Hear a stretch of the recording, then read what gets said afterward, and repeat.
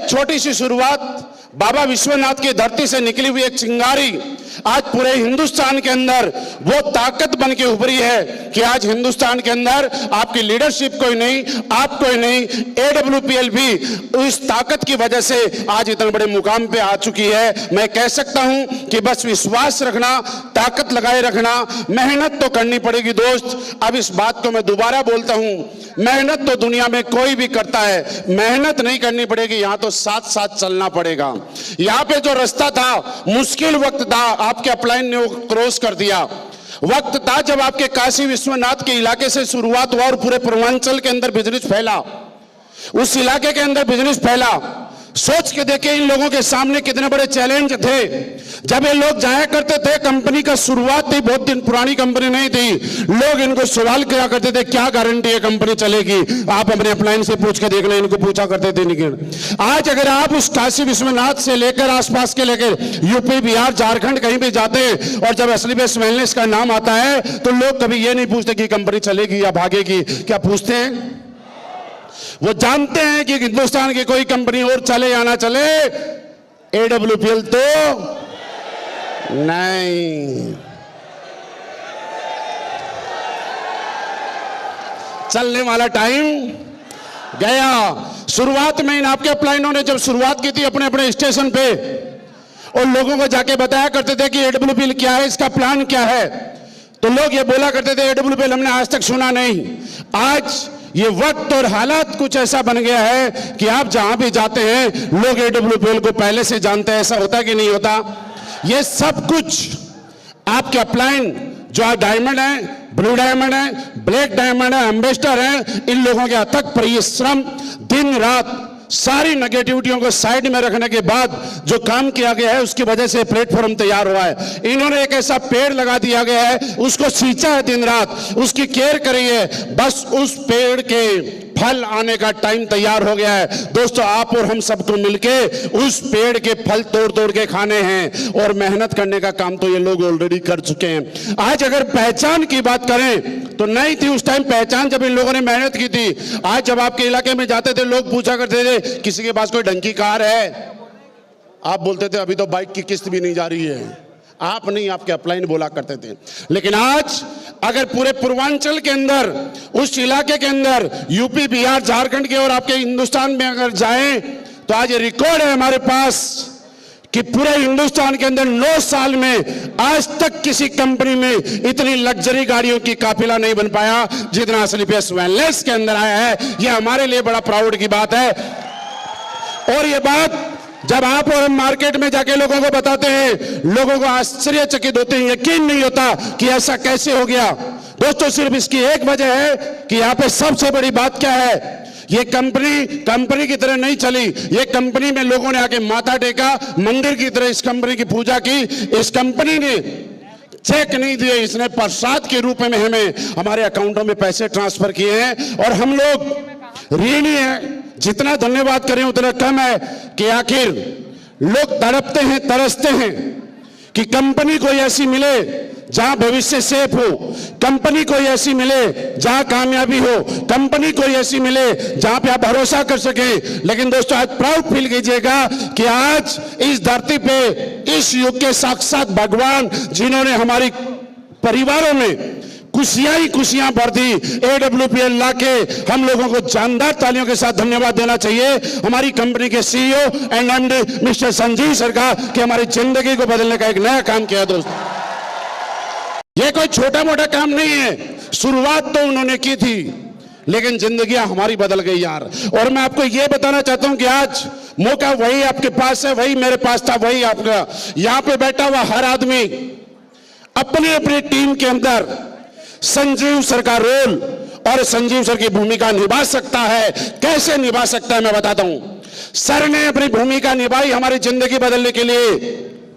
इनके लिए मुश्किल था बहुत बड़ा, क्योंकि प्लेटफॉर्म नहीं था। प्लेटफॉर्म को जनरेट किया, प्रोडक्ट पैदा किए, प्लान तैयार किया, हमारी केयर की, जीरो से शुरुआत की। आप आज सोचिएगा कि आपको तो सिर्फ अपनी टीम से प्यार करना है, टीम के साथ दिन रात काम करना है, आपको लगे रहना है। क्या ये रोल आप लोग निभा सकते हैं? मेरे दोस्त, अगर निभा सकते हैं तो एक चीज समझ के जाना, दिक्कत कभी आएगी, कभी कभी टूटने का मन करेगा, कभी कभी छोड़ने का मन करेगा, कभी कभी नेगेटिव होने का मन करेगा। तो उस टाइम एक बात सोचना जो मैं अब बताने जा रहा हूं। जब भी टूटने का मन करे, जब भी छोड़ने का मन करे, जब भी नेगेटिव हो, अपने आप से बात करना, क्या ऐसा वाकया, ऐसा पल, ऐसा मौका अमित दुबे जी के साथ कभी आया होगा? अपने आप से एक सवाल मांगना, क्या ये पल, ऐसी परिस्थितियां कभी प्रणव पांडे जी के साथ आई होगी? आप अपने आप से बात करना, क्या ये पल, ऐसी स्थितियां अवधेश नारायण जी के साथ, शिव कुमार सर के साथ कभी आया होगा? और अगले ही पल दोबारा अपने आप से जवाब लेना, अगर उन परिस्थितियों में वो टूट के बैठ जाते तो उनको कोई नहीं पूछता, लेकिन उन परिस्थितियों को पार करते हुए आए तो आप और हम आज जब वो बोलते हैं स्टेज पे तो उनके लिए तालियों की गड़गड़ाहट निकलती है। सिर्फ रुकना नहीं है, जब भी मन करे सोचना। और अभी भी आपको डाउट है तो एक छोटी सी चीज बताता हूं। जून का महीना है, आप जब धूप में खड़े होंगे धूप लगेगी कि नहीं लगेगी? अगर अमित दुबे जी खड़े हो गए तो, प्रणव सर खड़े हो गए तो, सूर्य मिश्रा जी खड़े हो गए तो, क्यों? वो तो ब्लैक डायमंड है, उनको धूप नहीं लगेगी क्या? अगर दिसंबर के महीने के अंदर आप खुले में जाएंगे सर्दी लगेगी नहीं लगेगी? लगेगी ना। और मैं जाऊंगा तो मैं तो रॉयल एम्बेसडर हूं। यानी जब सर्दी में जाने से किसी के साथ भेदभाव नहीं सबको लगती है, गर्मी में जाने से किसी के साथ भेदभाव नहीं सबको लगती है, तो यकीन मानिए परिस्थितियां स्थितियां कैसी भी बने समस्या सबके साथ आई होंगी। उन लोगों ने झेल के आगे बढ़े और ये हमारी खुशकिस्मती है कि आज लोग तड़पते हैं, लोग तरसते हैं कि कोई शानदार प्लेटफॉर्म मिले, शानदार कंपनी मिले। लेकिन दोस्त आज हम लोग खुशकिस्मत हैं और आज एसलीपीएस वेलनेस की क्या पावर है, छोटी सी बात से समझाना चाहता हूं। एसलीपीएस वेलनेस वो बुलेट ट्रेन की स्पीड से चलने वाली ट्रेन है। जैसा कि आपने देखा होगा राजधानी और सुपरफास्ट ट्रेन में जनरल बोगी में बैठने वाला आदमी भी लोकल ट्रेन के एसी में बैठने वाले से पहले पहुंच जाता है।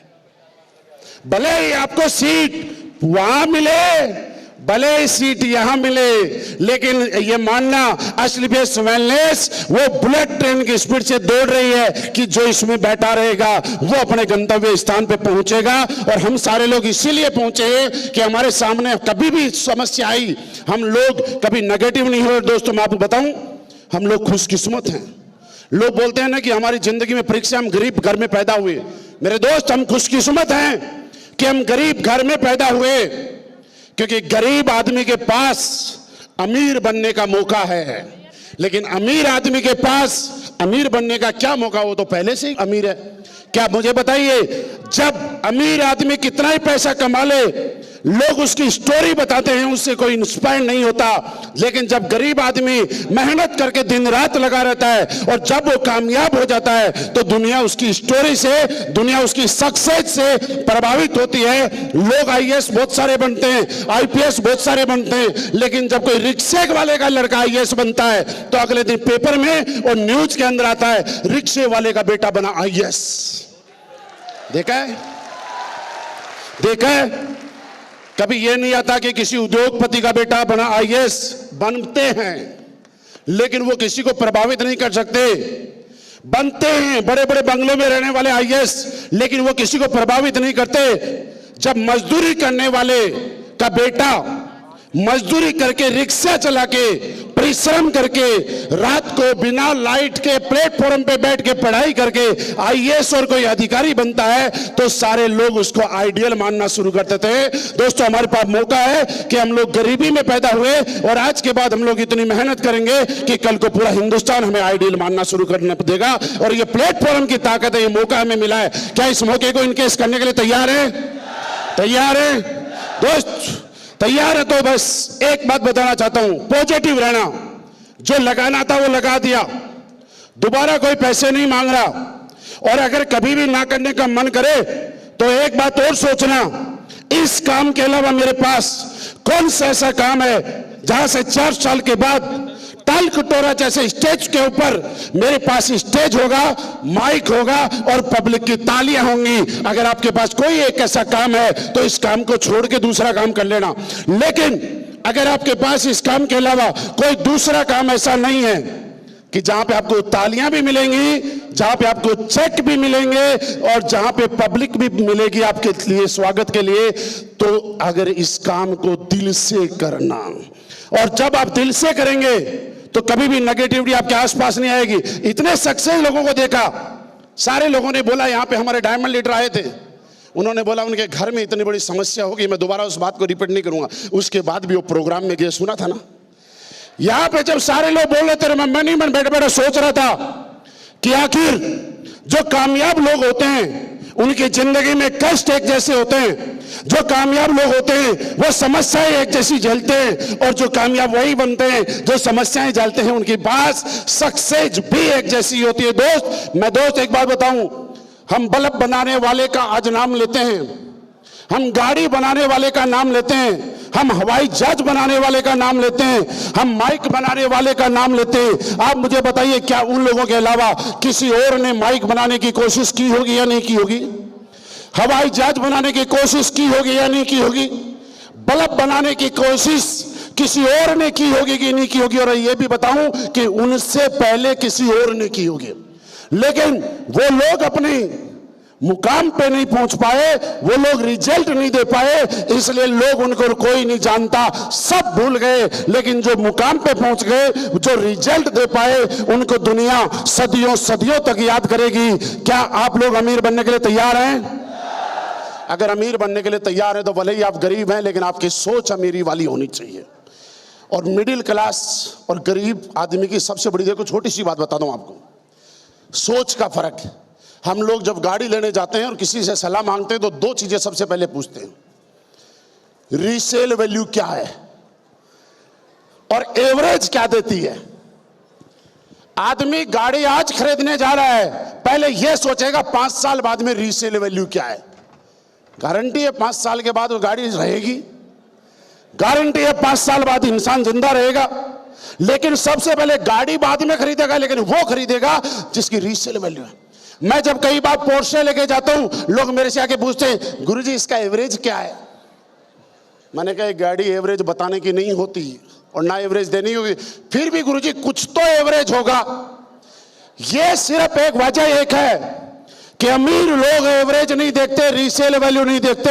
एक मिडिल क्लास आदमी रीसेल वैल्यू और एवरेज देखता है, क्योंकि गलती हमारी नहीं है, मेंटेलिटी ऐसी है। आपको इस मानसिकता को चेंज करना है। क्या करने के लिए तैयार हैं?